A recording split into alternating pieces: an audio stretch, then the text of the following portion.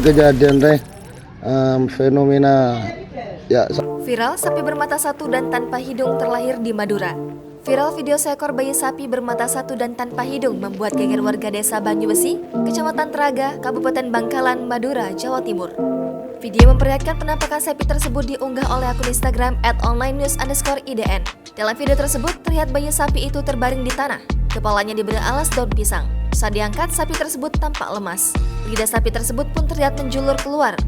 Terlihat juga sapi tersebut hanya memiliki satu mata dan tak memiliki hidung.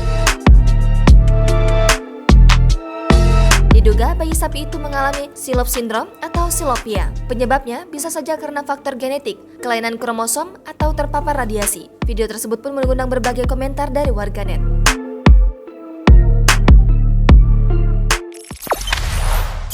Jangan lupa subscribe, share, komen, dan like ya!